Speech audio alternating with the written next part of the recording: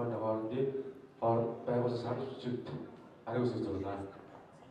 Өмнө хүмүүс нэг цагийн үйлчлэгэн дээр нийслэлтэй холбоотой, нийслэлийн үйл ажиллагаатай холбоотой өргөдөл гомдлоо нэг цагийн үйлчлэгэн дээр ирээд биеэрээ ирээд тэгээд өргөдөл цаасан дээр бичиж гаргадаг гэсэн бол одоо гар утсаараа дамжуулаад мөн зураг авсаргаад байвархан байгаа газараасаа гэрээсээ ч гэсэн хамаагүйгээр өргөдөл гомдлоо явуулж болдог болж байгаа гэсэн үг л дээ.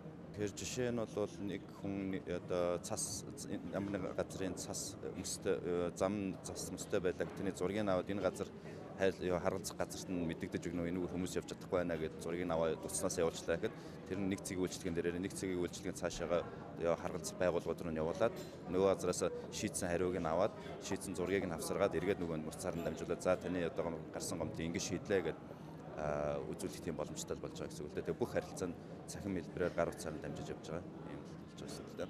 Захиргааны байгууллагууд иргэдээс өргөдөл гомдол санал хүсэлтийг хүлээн авах шийдвэрлэлийн үйл ажиллагаа маань одоо нэгдсэн зохион байгуулалт руу ороод бас 3-4 жил болж байна. За бид нар бас олон одоо их усөрөөр өргөдөл гомдол санал хүсэлтийг хүлээж авч шийдвэрлэдэг байгаа.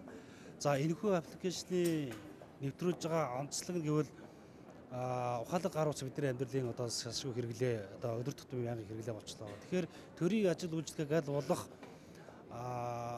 цахим технологи ашиглаад хэлбэр байдлаар одоо хүлээн авдаг шийдвэрлэдэг ийм одоо байдлыг үүсгэх энэ ажлын одоо эхлэл болж байгаа.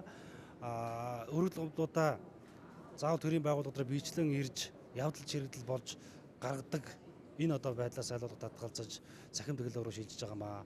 Тэгэхээр ухаалаг гар утас ашиглаад нийслэлийн нутгийн захиргааны байгууллагуудын одоо чиг үүрэгтэй холбоотой асуудлаар санал хүсэлт гаргаж болно. Мөн одоо талархал илэрхийлж болж байгаа. За зарим нэг дотоод дундуур шийдвэрлэж байгаа асуудал дээр гомдол гаргах асуудлаа шийдвэрлэх ийм одоо боломжийг гар утаснасаа одоо гэртээ сууж агаад ажлын байр дээр сууж агаад эсвэл гудамжинд алхаж агаад гарах ийм болцоо олгож байгаараа онцлог байгаа юм.